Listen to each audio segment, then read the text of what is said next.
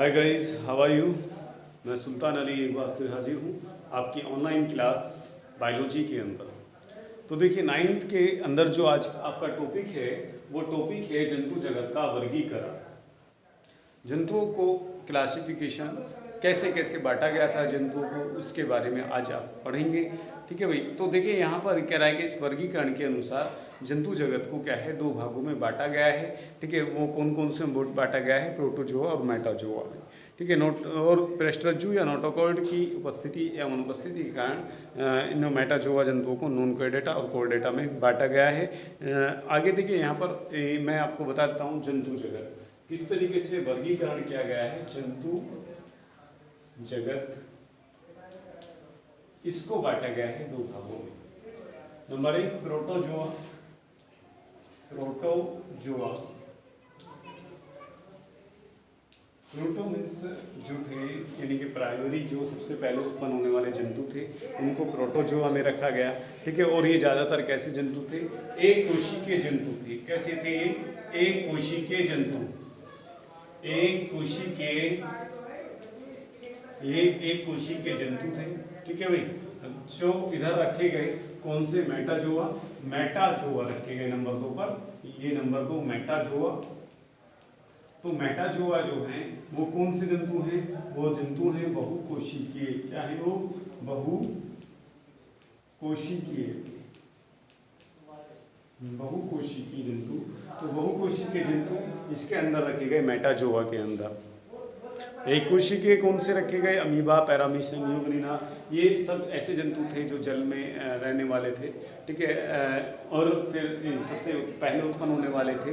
ठीक है, इनको एक कोशिकीय में रखा गया। मेटाजोआ जो थे, यानी कि जो बहुकोशिकीय थे, यानी एक ही कोशिका के अंदर, इनका प्रोटोजोआ के अंदर एक ही कोशिका के अंदर समस्त कार्य होता है। जो भी डाइजेशन होता है, प्रचलन होता है, जनन की क्रिया होती है, वो सब एक कोशिका के अंदर होता है। इसी तरीके से मेटाजोआ में क्या होती है, बहुत सारी कोशिकाएं होती हैं। सभी कोशिकाएं अलग अलग कार्य करती हैं, अलग अलग वर्क करती हैं। ठीक है भाई।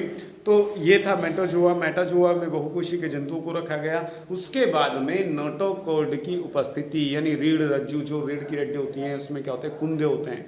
ठीक है, उन नोटोकॉर्ड बोलते हैं। तो नोटोकॉर्ड जो था, नोटोकॉर्ड की उपस्थिति और अनुपस्थिति के आधार पर इन्हें दो भागों में बांट दिया गया।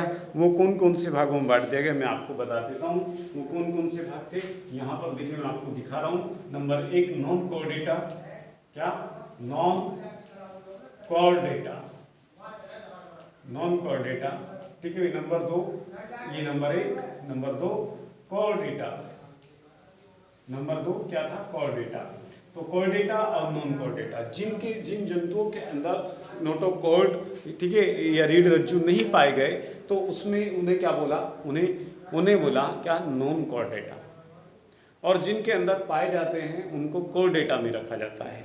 ठीक है भाई। उनको, यानी इसे डिवीजन बोल सकते हैं या प्रभाग बोल सकते हैं। प्रभाग 1 नॉन कोर्डेटा, इसमें नोटोकॉर्ड नहीं होते हैं और इसमें नोटोकॉर्ड होते हैं। नॉन कोर्डेटा में नोटोकॉर्ड नहीं होते, इसमें नहीं होते हैं। और इसमें क्या होते हैं, इसमें होते हैं नोटोकॉर्ड। ठीक है भाई। नोटोकॉर्ड इसके अंदर होते हैं, इसके अंदर नहीं होते हैं। तो इसके आधार पर इनको बांटा गया।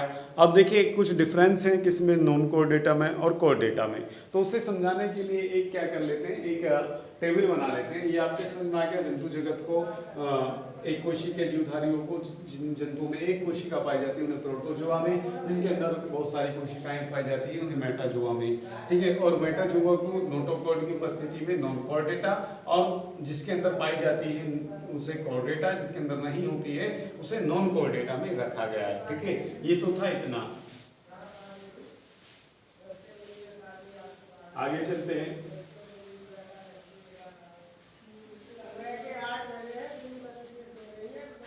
यहाँ आगे देखिए, इसमें जो है हमारा एक टेबल बना लेते हैं।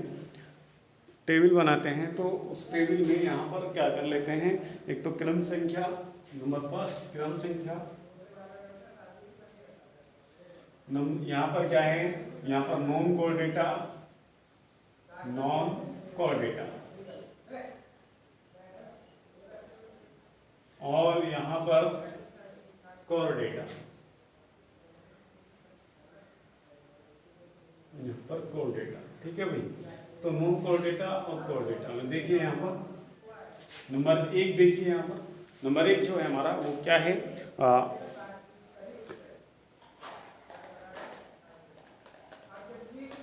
ये कह रहा है कि इसमें नोटोकॉर्ड नहीं होते हैं भाई। नॉन कोर्डेटा में हमने पहले बताया था कि नोटोकॉर्ड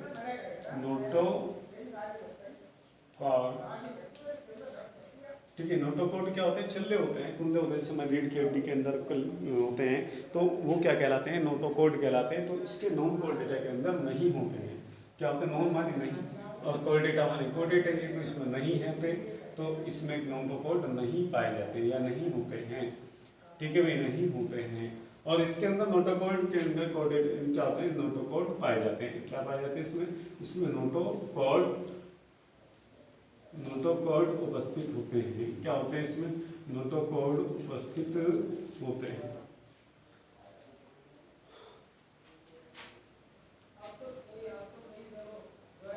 ठीक है भाई, आगे देखिए नंबर 2 जो है, नंबर 2 इसमें कह रहा है कि नंबर 2 में ये कह रहा है कि केंद्रीय तंत्रिका तंत्र ठोस होता है तथा सदैव ही आहार नाल के नीचे होता है, यानी कि इसके अंदर केंद्रीय तंत्रिका तंत्र पाया हो जाता है, लेकिन हमेशा कहाँ होता है, हमेशा आहार नाल यानी कि जो स्टोमक होता है या जिससे भोजन लिया जाता है उसके नीचे होता है।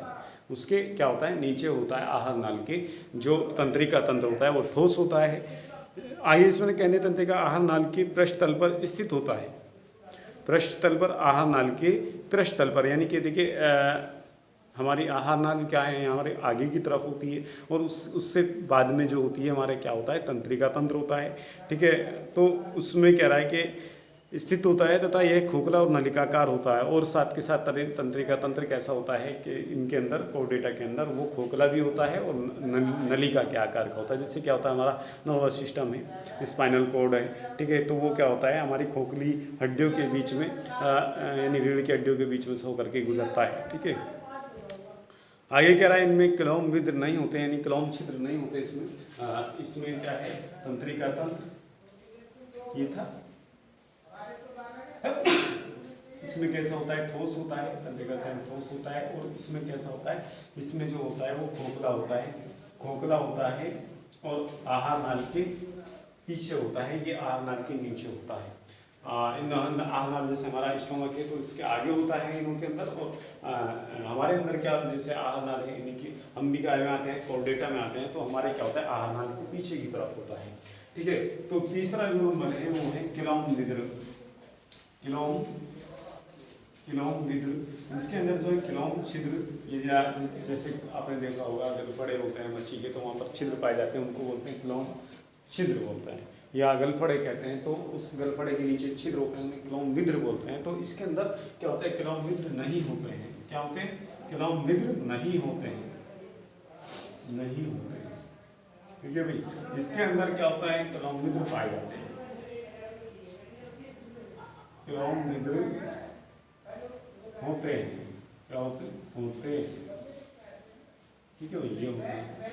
आगे देखिए, ये कह रहा है हृदय आहार नाल के ऊपर स्थित होता है। हृदय जो होता है किनका, इनका नॉन कोर्डेटा का, वो आहार नाल के कहाँ होता है, के ऊपर स्थित होता है। आहार नाल के ऊपर क्या होता है, इनका हार्ट होता है। ठीक है, और इसमें क्या होता है, हृदय आहार नाल के नीचे अधर तल पर स्थित होता है। जैसे कि हमारा हार्ट है, हमारा हार्ट क्या होता है, हमारा हार्ट देखिए, हमारा आहार नाल ऊपर जाती है, जो खाने की भोजन की नली होती है, फिर उसके नीचे क्या होता है, हार्ट होता है। जबकि इसके अंदर क्या होता है, नॉन कोर्डेटा में होता है कि भाई आहार नाल के नीचे स्थित होता है, आहार नाल के ऊपर स्थित, यानी कि आहार नाल के ऊपर स्थित कैसे, जैसे आहार नाल पीछे होता है, ऊपर दिल होता है यहाँ पर, जैसे इसके बाहर दिल, फिर आहार नाल। हमारे क्या होता है, हमारे होता है कि पहले आहार नाल, फिर क्या होता है, हार्ट होता है।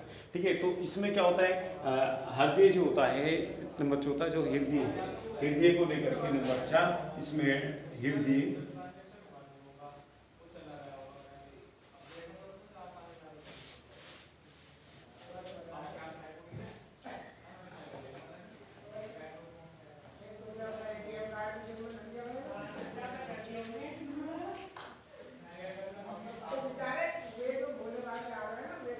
फिर ये जो होता है इसमें वो क्या होता है, आहार नाल के ऊपर होता है, और यहाँ पर क्या होता है, आहार नाल के नीचे और पृष्ठ तल के ऊपर होता है। यानी पृष्ठ तल हमारा है तो इससे ऊपर की तरफ होता है, रीढ़ की हड्डी के ऊपर होता है, ठीक है। और आहार नाल यानी कि जो हमारी ग्रसनी है, ग्रास नाली है, फिर नीचे स्टमक जुड़ जाता है, तो इससे नीचे की तरफ होता है, ठीक है भाई। तो ये था आज का अपना टॉपिक था, ठीक है। आज के लिए इतना ही काफ़ी है, फिर मिलते हैं इंशाल्लाह, तब तक के लिए खुदा हाफ़िज़।